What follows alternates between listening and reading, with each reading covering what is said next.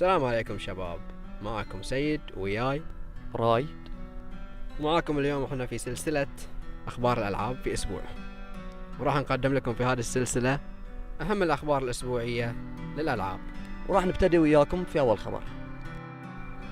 مؤسس استديو ريسبون ينفي شراء مايكروسوفت لحقوق تايتن فول، بما معناه أن اللعبة ما راح تكون حصرية بشكل دائم لمايكروسوفت، وممكن تصدر في أجزائها القادمة على البلاي ستيشن 4 أو في نفس هذا الجزء ممكن أنها تنزل على البلاي ستيشن 4.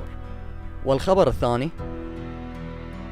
إعلان موعد صدور لعبة نينجا جايدن زد، وراح تصدر في شهر 4 من العام القادم.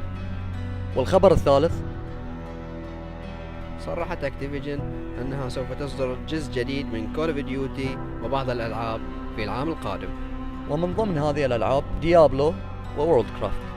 والخبر الرابع عدم وصول مبيعات كول اوف ديوتي جوست إلى عدد مبيعات سابقتها بلاك اوبس 2. في اعتقادك راي، وش سبب عدم وصول مبيعات كول اوف ديوتي جوست إلى عدد مبيعات بلاك اوبس 2؟ في اعتقادي الأول غياب مود الزومبيز، والسبب الثاني قرب صدور الجيل الجاي، ولكن في اعتقادي مع نزول نسخة الجيل الجاي ممكن تزداد المبيعات.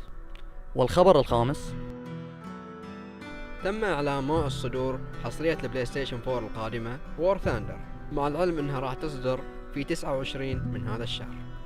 والخبر السادس أعلنت مايكروسوفت أن جهازها القادم الإكس بوكس 1 راح يدعم كإعدادات فيديو 1080p و720p، ومع العلم أنه ما راح يدعم ال 1080i.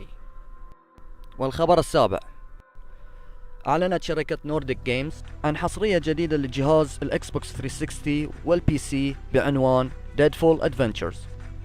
والخبر الأخير أعلنت مايكروسوفت أنها تقوم بالعمل على حصرية جديدة قادمة من نوع AA، وتكون لعبة قوية من نوع Free to Play، وسيكون اسمها مملوكا لمايكروسوفت. وفي هذا الوقت وصلنا إلى نهاية تغطيتنا لأخبار ألعاب هذا الأسبوع. لا تنسون اللايك والسبسكرايب والفيفوريت والشير، ومع السلامة.